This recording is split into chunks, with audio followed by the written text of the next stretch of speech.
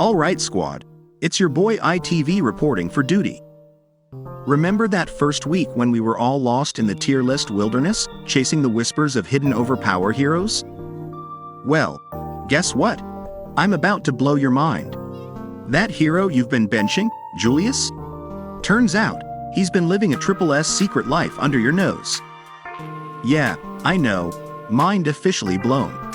Sure, he might chill in the S-class section, but he's like a Swiss Army knife for the battlefield. Crits, dodge, shield, damage, invincibility, he's got it all.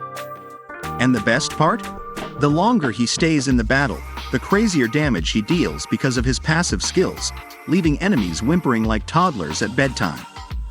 So, what does this mean?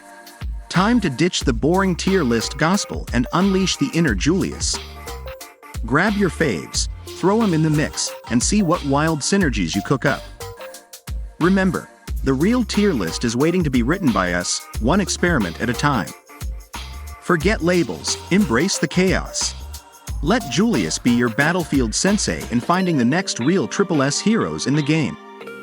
Before we proceed, please hit that subscribe and like button if this content helped you.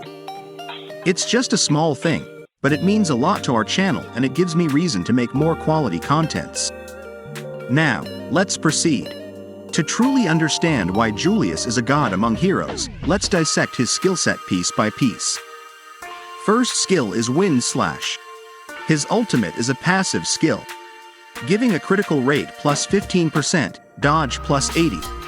Then it randomly selects a target and launches 7 attacks on them, dealing 70% attack damage.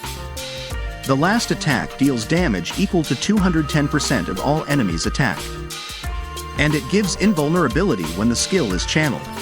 At level 2, after he successfully lands a critical hit, 7 more attacks will be triggered.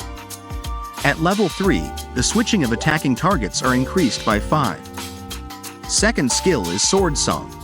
With this, Julius can charge to the back of the enemy and launches 3 attacks, each dealing 108% attack damage and stunning it for 1 second.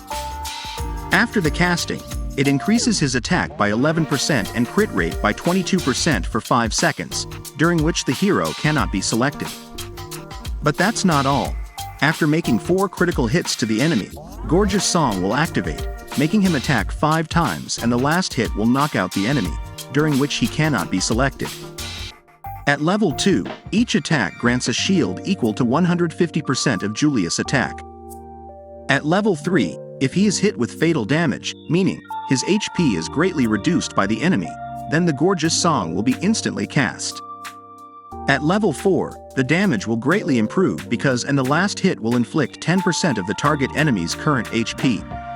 Third skill is Extreme Sword. Every time a critical hit is made, he gains a 3% attack increase and 10 accuracy until the end of the battle, and it can stack up to 10 times. When reaching maximum stacks, he gains 20% damage bonus until the end of the battle. At level 2, his critical attacks can recover 10% of lost HP. At level 3, crit attacks can recover 30 energy. At level 4, his HP recovery is increased to 20%. Fourth skill is Fatal Spike. This skill reduces the enemy def by 5% and dodge by 12 until the end of the battle. And this again stacks up to a whopping 10 times. When reaching maximum stacks, reduces enemy damage reduction by 20% until the end of the battle. WTF is this skill, no time limit. Fifth skill is Excalibur Guard. It's a passive skill that increases his HP by 7.2% and 5.4% attack damage. The best Halidim for Julius is the Book of Rune. This increases his critical rate and also synergies with his skill, Extreme Sword, which gives bonus damage and HP recovery. It also synergies with his skill Fatal Spike, which lowers the enemy's defense and dodge, as well as with Wind Slash. His best team composition would be Sereno, for a great team sustainability. Napoleon would be a great tank so he can push back the enemies. Any hero that can provide more survivability for him. Best position in the battle is symmetrical to a Beastkin tribe hero, so he can deal 200% damage. Avoid the front line if there are disablers.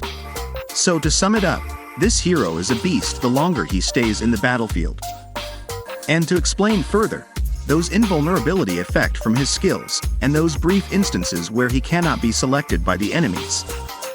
That's what makes him overpowered, because those are not affected by stats like dodge. You just need to meet the conditions and it will trigger, simple as that.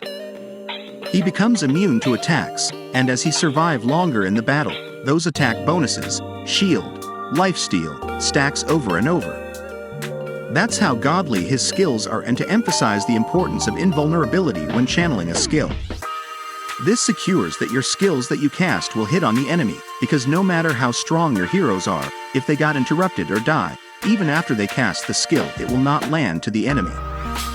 I have seen that many times from Marco Polo, and his ultimate wand continue to land to the enemy if he dies, even after completely casting the skill. But if I'm wrong, I'd love to hear your thoughts on this in the comments below. And before we end this video, I just want to say my bad. I wasn't able to upload this last night. I really wanted to give the best for you guys, so it really took me a while to finish this. And that's it. I hope you like our video, and if it helped you, please subscribe to our channel so you don't miss all the informative videos we release every day. Thanks.